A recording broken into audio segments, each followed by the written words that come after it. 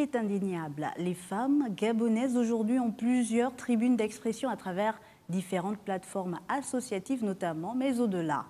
Comment, aujourd'hui, ou du moins quels sont les mécanismes mis en place pour faire de la femme gabonaise une actrice du développement dans son pays? Inclusion économique des femmes gabonaises, c'est la thématique autour de laquelle nous allons débattre lors de ce premier panel qui note la participation de 3 femmes d'exception. Elle est dotée d'une solide expérience en marketing et en communication qu'elle a mûrie entre les États-Unis et le Gabon. Aujourd'hui, elle se distingue grâce à son sens de la performance et elle est à la tête de la direction communication et marketing à l'Agence nationale de la promotion des investissements. Madame Antonia Akouré, merci d'être parmi nous aujourd'hui. Merci de me recevoir. Juste à votre gauche, la crise sanitaire l'a mise au chômage. Mais elle a su se montrer résiliente en créant son propre business, comme on dit, sa start-up qui commercialise des vélos fabriqués à base de bambou. Tenez-vous bien, Madame Grace Marlene Mabika Mukita, fondatrice et directrice de Banga, est avec nous également dans ce premier panel. Merci d'être avec nous. Merci de me recevoir. Et enfin, à l'extrême gauche, pas des moindres, elle est également parmi nous. Elle est perçue comme étant efficace et innovante avec une approche axée sur les résultats. Et c'est d'ailleurs cette approche qui lui a donné de cumuler 12 ans d'expérience en négociation commerciale. Elle, c'est la directrice du Crédit à Cofina Gabon, Madame Génie Mvou. Merci d'être avec nous sur ce premier panel. Merci à vous. Alors, mesdames, on parlera de l'inclusion économique des femmes gabonaises au Gabon. Je commencerai avec vous, Madame Grace Mukita. Partagez-nous votre expérience. Aujourd'hui, on parle de défis par rapport au lancement dans l'entrepreneuriat. Quels ont été les vôtres par rapport à votre expérience? Alors, Banga est né de la crise Covid-19, oui. Lorsque l'hôtel du Lac Bleu, qui est à Mouila, a été fermé à cause des mesures gouvernementales. Donc, au chômage et sans emploi, avec 40 employés aussi qui étaient complètement inquiets par rapport à leur avenir. Il fallait penser outside the box, n'est-ce pas? Changer un peu les idées. Et vraiment, de mon expérience personnelle, il y a vraiment 3 défis, 3 challenges qu'on a dû surmonter. Le temps. Déjà. On n'en parle pas assez, mais c'est le temps. Il faut avoir le temps parce que lorsque vous vous êtes concentré, on va faire comment pour manger, on va faire comment pour payer l'eau et l'électricité, bien qu'on a bénéficié pendant 2 mois de l'accès gratuit. Il faut avoir le temps pour pouvoir s'investir et lancer et développer l'activité que l'entreprise que l'on veut lancer. Et le plus gros défi, bien sûr, on en parle tout le temps, c'est le financement, l'accès au financement ou l'accès au crédit. Et on aura le temps d'en parler sur ce panel. Oui, et enfin, c'était le poids de la culture gabonaise au niveau de la famille. L'entrepreneuriat, particulièrement pour ma famille, n'est pas considéré comme une profession. Donc, c'était assez difficile de dire qu'on va laisser ça pour pouvoir faire ça et se concentrer sur ça. C'est un sacrifice, essentiellement, parce qu'on ferme les yeux sur une sécurité en termes de revenus et on espère qu'éventuellement on va être récompensé plus tard. Donc, ce sont vraiment les 3 défis, le temps, la mentalité des autres, l'opinion des autres. Tu es diplômé, qu'est-ce que tu fais? Comment tu vas laisser un dossier à la fonction publique? Qu'est-ce que tu fais? Mais pourquoi te lancer à être entrepreneur? Un peu comme sauter dans le vide. Exactement. On a l'impression qu'on dit à tout le monde qu'on saute dans le vide et nous sommes fous. Donc, ce sont vraiment les 3 challenges auxquels j'ai dû faire face. Alors, ce qui est intéressant dans votre histoire, c'est que c'est pendant la crise sanitaire que vous naissez. C'est pendant la crise sanitaire que vous vous développez. Mais comment vous avez fait pour résister à ce choc extérieur alors que d'autres ont plutôt perçu la crise sanitaire comme étant un frein à leur activité? Oui, c'est une excellente question parce que on n'attend pas le temps de la crise, une crise économique pour pouvoir se lancer dans les affaires. J'étais bien entourée. C'est aussi voir que les autres souffraient de cette crise, particulièrement à l'intérieur du pays. C'est difficile de voir des employés, des familles qui passent par des difficultés. Et moi, c'était surtout le moral, garder espoir. Éventuellement, le soleil va finir par se lever. L'ambition, quelque part, il faut que ce soit là, il faut avoir cette passion, cette ambition, cette volonté. Et puis, une fois qu'on rebondit, on coupe le bambou, on fait le premier vélo, on le présente, on teste. Et ensuite, on se rapproche des magasins, on vend et après, on structure et on se lance. Et justement, vous avez parlé de structuration. On aura l'occasion de revenir vers vous, Madame Grace Mukita. On se tourne d'abord vers vous. Vous qui êtes la directrice donc marketing et communication à l'ANPI, Madame Antonia Akouré, vous les côtoyez au quotidien, ces entrepreneurs. Quelles sont les facilités que vous offrez au niveau de l'ANPI pour formaliser leur entreprise? Spécifiquement aux entrepreneurs, à l'ANPI, on a un service dédié à l'accompagnement de l'entrepreneuriat. Alors, quand un entrepreneur arrive, il est directement pris en charge par notre service dédié. On leur propose des services de structuration de leur dossier bancaire, la construction de leur business plan pour leur projet et bien évidemment des facilitations pour la formalisation de l'entreprise. Parce que c'est très important de dire qu'il y a beaucoup d'entrepreneurs qui commencent d'abord leur activité dans l'informel, mais pour pouvoir un jour accéder au financement, il faut d'abord être formalisé. Alors on les accompagne dans la formalisation de leur entreprise. On leur donne tous les outils nécessaires et bien évidemment, on leur demande s'ils sont retenus de manière physique de se connecter sur Internet et de le faire grâce au guichet numérique de l'investissement. Alors, nous sommes dans le cadre de la Journée nationale de la femme et ce serait bien que nous parlons des exemples de femmes. Est-ce que vous ressentez au niveau de l'ANPI cet engouement pour le genre féminin au Gabon par rapport à la création d'entreprises déjà ? Nous ressentons un engouement de la part des entrepreneurs en général, pas spécifiquement encore des femmes, et c'est pour ça que nous les encourageons à véritablement avoir ce courage de sauter le pas, de formaliser l'activité qu'elles tiennent aujourd'hui dans l'informel. Est-ce qu'il y a davantage de facilité pour les femmes que pour les hommes, ou est-ce que c'est le même type de facilité qui est offert que l'on soit homme ou femme? Est-ce qu'on a un peu plus de chance pour une femme de facilement ouvrir son entreprise quand on vient à l'ANPI parce qu'on est une femme, ou bien?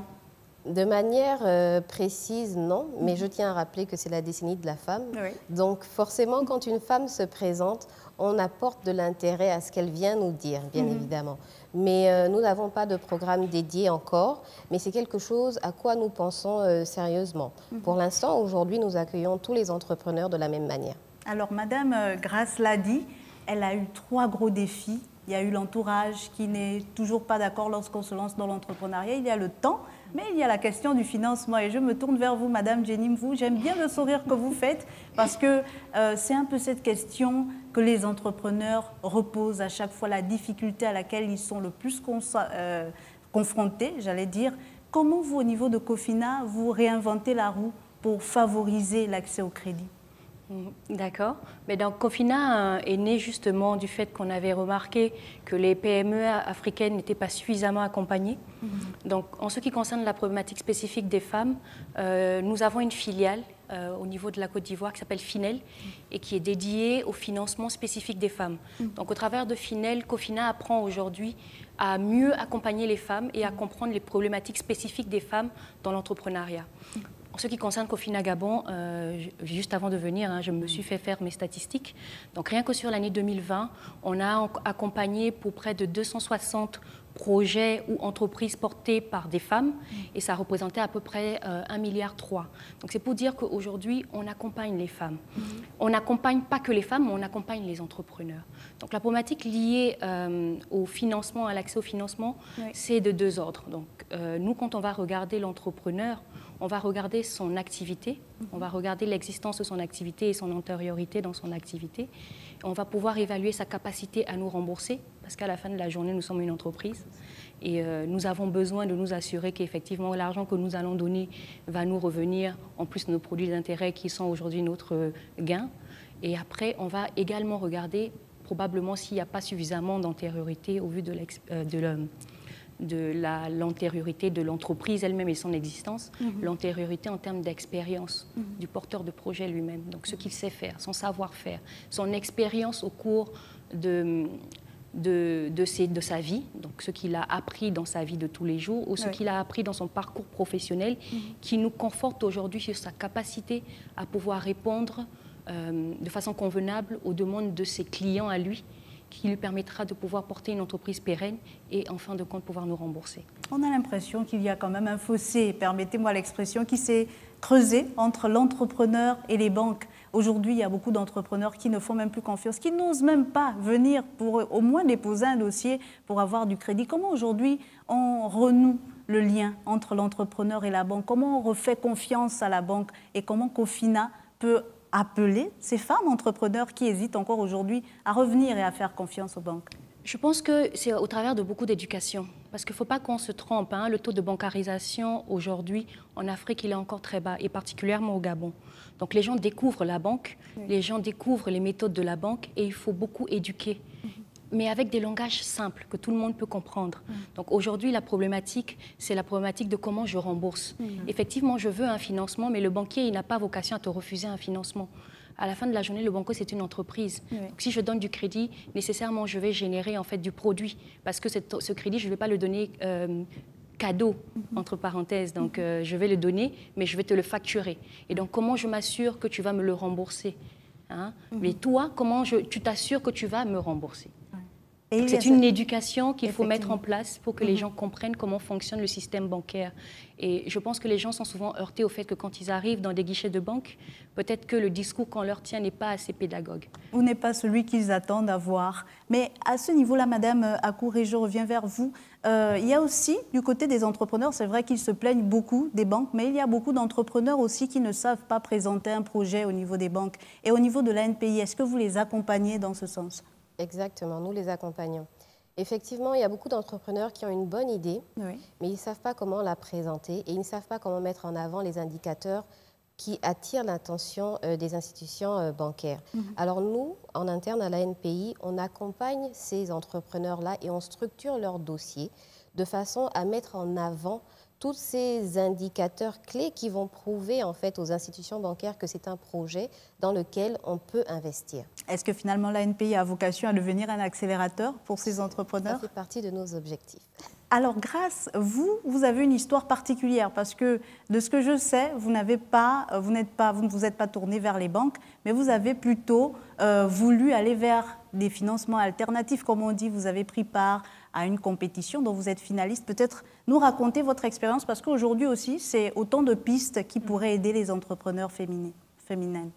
Oui, exactement. Alors, maintenant, aujourd'hui, je comprends. Donc, le dialogue, à côté de l'éducation, aide énormément. Moi, je prendrai le temps de repartir à Cofina. Il y a beaucoup d'informations, rien que ces quelques minutes que j'ai pu recevoir. Mais au début, c'est la peur et le manque d'information, le manque d'éducation. Quand on n'est pas informé, on a peur. Et donc, directement, moi, je suis partie directement.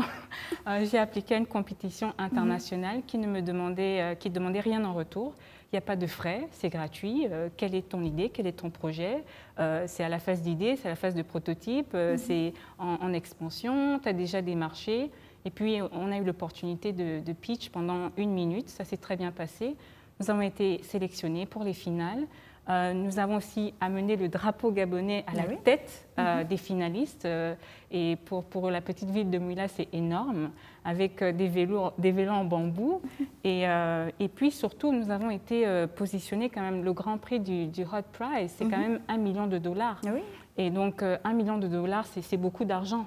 Donc, la question, c'était maintenant, si... Rien qu'en phase d'idée, est-ce que je peux demander à Cofina, j'ai une idée qui vaut $1 million, regardez tout ce que j'ai pu accomplir, la structure de mon entreprise. Vous n'avez pas vu nos vélos, certains les ont vus, mais voilà, nous avons une offre aux États-Unis pour $1 million. Est-ce qu'on peut avoir la même offre au niveau national? Donc c'est les grands défis, et puis c'est savoir qu'il n'y a pas juste les banques, les institutions financières, il y a des incubateurs, des accélérateurs, de ce genre de programmes qui sont là pour nous former, nous aider, pour avoir accès au financement. Et parfois, ce sont des compétitions aussi, lorsque vous gagnez un prix et qui peuvent vous aider afin de... On ne peut pas éviter, un entrepreneur ne peut pas éviter cette phase d'expansion pour pouvoir avoir ce capital-là. Éventuellement, lorsque tu évolues, éventuellement, tu as besoin de te rapprocher de ces banques-là. Il y a plusieurs phases. De la phase d'idée pour démontrer la validation du projet ou du concept de votre entreprise, la phase de start-up, et ensuite, on a la phase de growth, n'est-ce pas? On grandit. Et là, quand tu as besoin de 101 milliards, ce n'est pas auprès des accélérateurs, c'est auprès des banques, de ces institutions financières. Et je pense qu'il y a une très bonne corrélation entre la structure de l'ANPI, l'expérience en tant qu'entrepreneur et les institutions financières, parce qu'au final, on a besoin de s'accrocher, on a besoin de travailler ensemble pour pouvoir développer et créer cet impact et pleinement participer au développement de l'économie et particulièrement au Gabon. On a encore plusieurs entreprises qui naissent, de femmes notamment, plusieurs coopératives, plusieurs femmes qui se mettent en coopérative, mais qui ne durent pas dans le temps, qui n'ont pas le temps de... Est-ce qu'au niveau de l'ANPI ou des banques, il y a aussi des programmes pour aider ce genre de femmes à tenir dans la durée? Parce que c'est aussi ça l'inclusion économique tant souhaitée au niveau du Gabon. On a des femmes, vraiment beaucoup, qui se lancent dans l'entrepreneuriat, mais malheureusement des projets n'aboutissent pas. Est-ce que c'est parce que l'idée n'était pas bonne ou est-ce que c'est parce qu'on n'a pas été mis en réseau, dans le bon réseau, comme on parle de réseautage au niveau du Gabon? Peut-être... Madame, vous, oui. Moi, je pense que ce n'est pas un problème de réseau, je pense que c'est un problème de résilience. C'est-à-dire que rarement, on a vu un entrepreneur qui réussit du premier coup. Ouais. Il faut beaucoup d'efforts, il faut beaucoup de larmes, mais il faut de la résilience. Ce n'est qu'au bout de l'effort que l'on voit le gain. Malheureusement pour nous, on abandonne souvent un peu trop vite. À la première échec, je n'y peux pas. Mais c'est peut-être aussi parce qu'on le fait sans passion. Donc moi, je dis que la clé, si on veut réussir, c'est de faire quelque chose qui, au départ, nous passionne. Parce que quand on le fait avec la passion, même s'il y a l'épreuve, on ne le voit pas passer. C'est ça qui nous galvanise et qui nous permet d'aller jusqu'au bout. Mais ce n'est pas un cercle de gagnants ou ce n'est pas un programme qui va être mis, qui va te permettre d'y aller. Mais c'est ta volonté, ta résilience et peut-être portée par la passion que tu as par rapport à ce que tu veux faire qui va t'y emmener. Au niveau de l'ANPI, est-ce que vous remarquez aussi qu'il y a des entreprises qui ont été formalisées, par exemple, mais qui, malheureusement, on a tout fait, on a la structure, on a tout, mais on ne tient pas dans la durée? Comment on fait à ce niveau-là? Moi, ce que je dirais, c'est que c'est un manque de formation. Alors, les entrepreneurs, on va dire, se lancent la tête la première, sans avoir planifié, sans avoir préparé. Alors, premièrement, avant de commencer son projet, il faut planifier. Comment est-ce que je vais porter ce projet à bien? Il faut avoir un plan qui est structuré et ensuite, il faut être formé sur comment, sur la durée, je vais maintenir la vie de mon entreprise. Alors ça, c'est des choses que nous, on offre aussi parce que c'est une opportunité pour moi de parler à ces entrepreneurs-là et de leur dire qu'au sein de l'ANPI, nous avons ces services-là. Nous offrons des formations certifiantes, certifiées par l'OIT, l'Organisation internationale du travail, qui permettent aux entrepreneurs de savoir comment, premièrement, créer leur entreprise et ensuite suivre la vie de l'entreprise sur le long terme. Donc, ce sont des services qui sont disponibles chez nous à l'ANPI Gabon et c'est important, en fait, que les entrepreneurs qui se lancent aujourd'hui puissent en bénéficier. Vous, peut-être, nous partagez votre expérience. C'est vrai, ça ne fait qu'un an, on a envie de dire, mais déjà un an de ouf et vraiment d'accomplissement, mais que de projets et que de réalisations. Peut-être de dire à ces femmes qui vous regardent, comment vous avez fait pour être résistante face à tous les chocs extérieurs, face à tout ce qui aurait pu vous décourager à ne pas aller au bout? Il faut oser, il ne faut pas avoir peur. Ce qu'elle vient de dire, c'est pertinent. La résilience. Vous savez, certes, aujourd'hui, BAMGA représente le Gabon au final. Mais ça m'a pris 4 ans. Pendant les 4 dernières années, je participais à la même compétition. Pendant 4 ans, on m'a dit non. Non, vous n'êtes pas prête. Non, vous n'êtes pas prête. Et qu'est-ce qui a fait la différence avec BAMGA? Alors, c'est l'idée, la passion. Donc, lorsque j'aurai l'opportunité de partager l'opinion des personnes, des investisseurs aux États-Unis sur les réseaux sociaux, c'est de ne jamais abandonner. On n'a pas abandonné. Bon, initialement, en 2016, on voulait créer une plateforme de financement participatif. Et au bout de 120 cagnottes, on va dire, on n'avait toujours pas les fonds, le capital pour pouvoir créer la plateforme. Alors, qu'est-ce qu'on a fait? On a tout simplement pris le premier projet. On a dit, voici BAMGA, c'est BAMGA qui allait lancer notre plateforme de financement participatif. C'est vrai qu'on visait la Lune. On va essayer de viser un peu le ciel maintenant, avant de viser la Lune. Et c'est en commençant petit, on a réalisé que les portes se sont ouvertes pour pouvoir faire ce que l'on veut aujourd'hui à travers nos vélos en bambou. C'est l'histoire. La formation, c'est important. Moi, aujourd'hui, les gens sont super choqués lorsque je dis que mon rêve, c'était toujours d'être en classe, d'être une maîtresse, d'être une enseignante. J'ai eu l'honneur de recevoir Cofina à Mouila lorsqu'ils étaient de passage. Donc, certaines personnes vous diront que j'ai une formation en marketing. Pas du tout. Un peu de gestion, un peu de finance, un peu d'éducation. Mais j'ai aucune formation en marketing, j'ai aucune formation en finance. Moi, c'était la passion. J'étais passionnée et je voulais résoudre un problème. Et donc, je dis à ces femmes-là, il faut oser, il ne faut pas avoir peur de l'échec. On est formaté pour ne pas accepter l'échec. Il faut persévérer parce que c'est cette persévérance-là, c'est cette foi en ce que vous voulez accomplir qui va être votre victoire et le succès de votre activité un jour. Peu importe que ce soit immédiatement, en moins d'1 an, ou en 4 ans, ou en 5 ans. Finalement, quel conseil donner à ces femmes qui vous regardent, mesdames, pour qu'elles deviennent, elles aussi, actrices du développement au niveau du Gabon? Alors, à l'ANPI, si on commence par nous, on dirait à ces femmes, planifiez.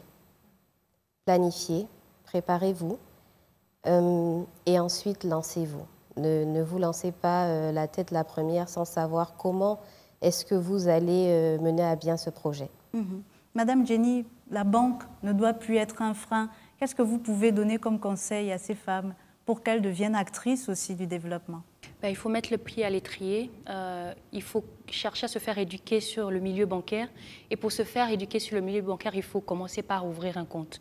Donc c'est en commençant à faire fonctionner un compte, en commençant à constituer son épargne progressivement, qu'on peut démontrer aux banquiers que je sais faire ça, mais j'ai aussi la volonté de mettre un peu de côté dans mon investissement futur pour que nous aussi, on vienne en appui pour être un accélérateur. Donc il faut rentrer dans le milieu, il ne faut pas rester juste devant la porte de la banque. Il faut pousser cette porte, rentrer dans la banque, ouvrir son compte, même d'abord démarrer par un compte d'épargne pour être habitué au milieu bancaire, pour être habitué au jargon bancaire et pour pouvoir, au travers de l'éducation qu'on va recevoir auprès des services de la banque, apprendre comment profiter au mieux du système bancaire. Alors, on a certaines femmes, vous avez une belle expérience et puis elles se disent en vous regardant, oui, mais elle, c'est peut-être parce qu'elle connaît ces choses-là, elle connaît un peu le milieu associatif ou bien le milieu des compétitions, comment ça fonctionne. Elle a fait 4 ans, elle réessaie à chaque fois. Mais il y a cette femme dans l'Angoni à Fougamou, à Oyem ou à Omboué qui a son petit lopin de plantation et qui voudrait, elle aussi, devenir actrice du développement. Qu'est-ce que vous pouvez lui dire en lui donnant quelques mots? Alors, cette question, elle est difficile. C'est très difficile. De communiquer encore, de parler de ses ambitions, de ce qu'elle veut accomplir. C'est marrant que vous le dites, mais je parle de mon expérience lorsque j'étais directrice d'hébergement à l'hôtel du Lac Bleu et le problème de bancarisation. Donc, j'ai dû m'asseoir et dire, mais c'est important, ça peut vous donner accès. Vous êtes là, vous faites des tontines, mais c'est bien les tontines. Il y a une grande culture de la tontine. Une très grande culture cette de la collecte tontine. d'argent entre femmes, pour ceux qui ne le connaissent pas, qui ne connaissent pas cette pratique. Qu'est-ce qui s'est passé? La crise Covid-19 nous a impactés tous. Les gens se sont retrouvés au chômage. Lorsque tu perds, au moins certains ont perdu quand même au moins 50% de leur revenu mensuel, personne après est motivé pour participer à ces tontines-là. Donc, moi, le conseil que je vais dire, c'est j'ose espérer que l'ANPI, des structures comme l'ANPI, des structures comme Cofina, c'est pas facile. Tu es à Fougamou, tu es à Sindara. À Sindara, voilà. Tu commences par où? C'est vraiment pas facile. Tu vas où? Donc, les tontines, c'est bien, mais il faut voir qu'il y a d'autres... Il y a d'autres sources d'accompagnement qui dépassent les tontines. Aujourd'hui, vous pouvez commencer, vous avez peut-être une grande plantation, vous commencez avec le manioc. Mais est-ce que vous savez qu'on peut avoir les chips en manioc? Comment vous pouvez transformer ce que vous faites? Cette culture-là, cette expérience que vous avez peut vous amener en haut. Donc, c'est difficile parce que je sais que c'est pas facile. Elles ont eu l'opportunité de m'avoir moi et de parler de cette expérience, mais je ne peux pas parler de cette femme qui est à Sindara. Donc, on espère qu'elles regardent toutes et qu'elles vont prendre attache alors, au niveau nous. de l'ANPI, est-ce que ce n'est pas aussi la mise en coopérative ou en association qui pourrait aider ces femmes-là? Parce que se retrouver seule à Fougamou, oui, c'est déjà bien d'avoir une activité, mais peut-être se mettre à 5, à 10 et puis avoir une plus grande activité et pourquoi pas aller solliciter un crédit? Vous êtes en train de parler de notre projet. Vous êtes en train de parler de quelque chose qu'on vit au quotidien, justement en partenariat avec Cofina.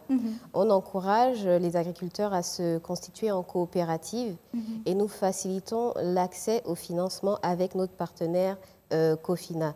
Donc, il faut toujours chercher, en fait, à, j'ai envie de dire, élever le niveau. Oui. Il ne faut pas se contenter de ce qu'on fait là, tout seul, dans son coin. Surtout dans le cadre de l'agriculture, il faut voir ce qui se fait autour de nous. Est-ce qu'on peut s'associer? Est-ce qu'on peut ensemble trouver des solutions qui nous permettent d'avoir accès à de meilleures propositions? Et au niveau de Cofina, vous accompagnez également l'ANPI dans ce sens-là. Finalement, vaut mieux être ensemble que seul pour solliciter un crédit. Ensemble, on va plus loin, plus longtemps. Et aussi, la problématique du financement par la coopérative, c'est que, en général, dans ce type d'activités qui sont très fragiles, c'est souvent plus utile pour le banquier de parler à un groupe. Parce qu'on sait qu'au niveau du village, ils se tiennent tous. Ils se connaissent tous. Donc, si Madame Binga et Binga m'a été recommandée par un groupe, c'est parce qu'ils savent, ils connaissent sa probité.